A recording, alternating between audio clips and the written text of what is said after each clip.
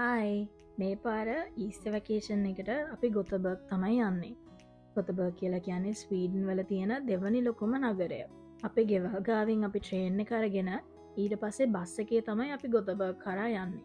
මේ වැකේෂන් එක යන්න කලින් දවසේ හස්බන්ඩ් ෆුට්බෝල් ගහන්න ගිහිල්ලා කකුල නොන්ඩි ගගා තමයි ඉතින් අපි ගමන ගියේ. බස් එකට නගින්න කලින් අපි බ්‍රෙක්ෆස් පොඩ්ඩක් ගත්තා. හොඳ වෙලාවට අපි බස් එකට නගින්න කලින් කෑවේ ඒ අයි කියලා ඔයගලන්ට තව ටිකකින් කියන්න. දැන් මෙම් පොලිමේ ඉඳලා ලගේජස් ටික බස් එකට දාලා අපි සීට්ස් වලට ගියා.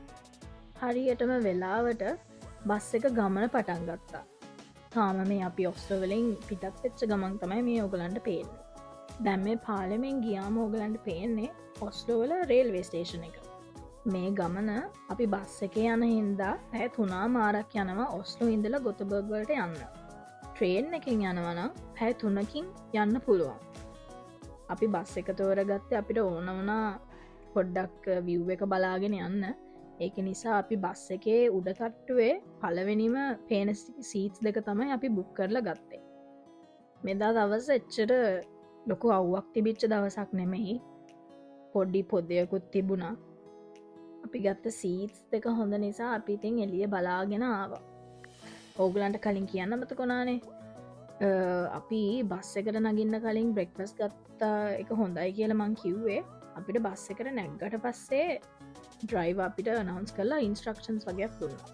එයා කිව්වා ලොකු සද්දෙට ෆෝන් සාංශ කරන්න එපා.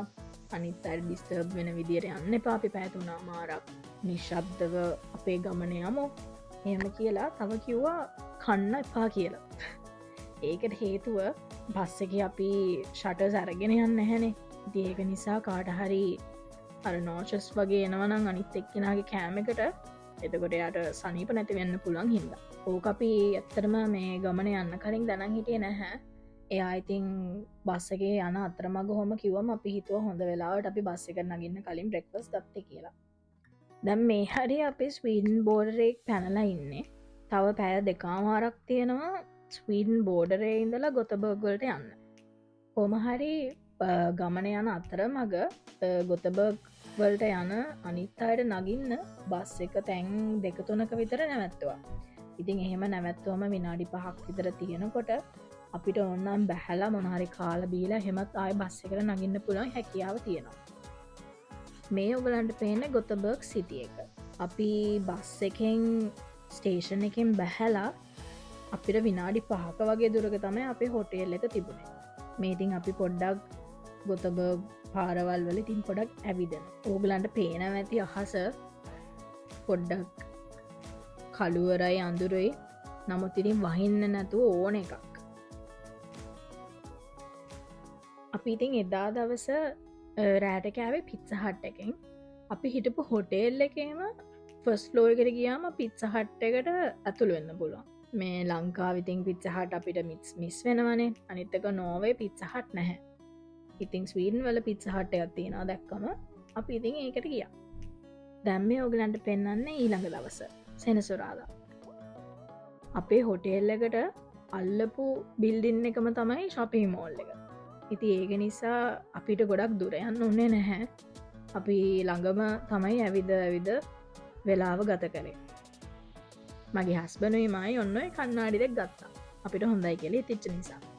තව දෙයක් ඕගලන්ට කියන්න ඕන. ඔස්ලෝ වල තියෙන shopping malls වලට වැඩිය තව ඒ කියන්නේ තව වැඩිපුර බ්‍රෑන්ඩ්ස් තිබ්බා ස්වීඩන් shopping mall එකේ.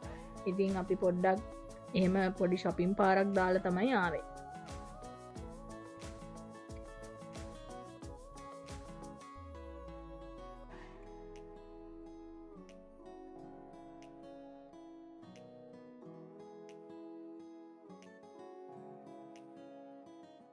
ලස්සන සන්සෙට් එකක් තියෙනවා. හැබැයි හරිම හුලං මේ වෙලාව.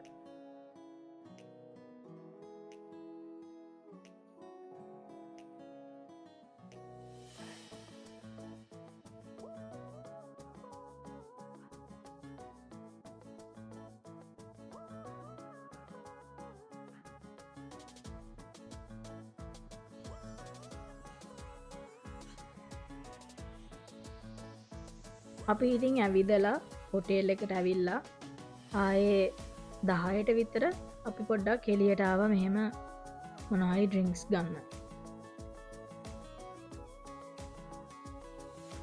දැන් මේ ඕගලන්ට පේන්නේ ඉරිදා.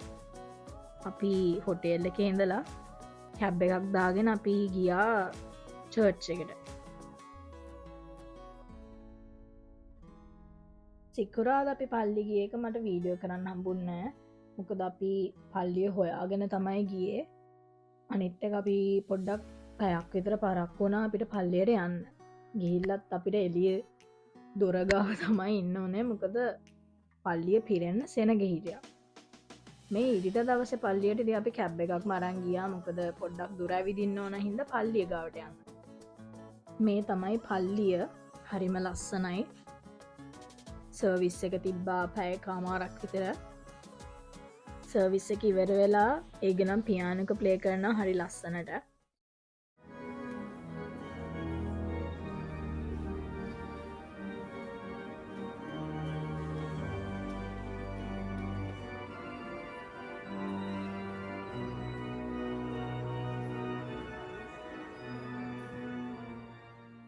පියානෝ එක ප්ලේ කරලා අන්තිමට කට්ටියම ක්ලැප් කරනවා. මට ඒ වීඩියෝ ගන්න බැරි වුණා මොකද අපි ඊට කලින් පල්ලියෙන් එළියට ආපු නිසා. පාස්කුරිද පූජාවට නම් අපි පැය භාගයකට විතර කලින් පල්ලියට ගියා. එතකොට අපිට ඉඳ ගන්න තැන් දෙකකුත් තිබුණා. දැන් මේ පූජාව ඉවර වෙලා අපි මේ ෂෝට් කට් එකකින් තමයි අපි ආයේ හොටෙල් එකට යන්නේ. මොකද අපි තව පැය දෙකකින් විතර අපි හොටෙල් එකෙන් පිටත් වෙන්න ඕන අස්සවලට ආයෙ යන්න. මේ අපි කලින් ප්ලෑන් කරන් හිටපු මේ ගමන මෙහෙම හරි යන්න අපිට පුළුවන් වෙච්ච එක ගැන ඇත්තටම අපි තැන්ක්ෆුල් වෙනවා. හස්බන්ඩ්ට අමාරුව තිබුණොත් හරි එයත් කොහොම හරි මේ ගමන අපි ගියා. ඉතින් මේ හැමදේම මේ විදියට සිද්ධ වෙච්ච එක ගැන ඉතින් අපි දෙන්නටම හරි සතුටුයි. දැන් මේ ආයේ අපි බස් එක අරගෙන මේ එනවා. වැඩි රෙකෝඩ් කරේ නැහැ. මොකද ඒක පොඩ්ඩක් අපි නිදාගෙන රිලැක්ස් එකේ තමයි ආවේ. බයි.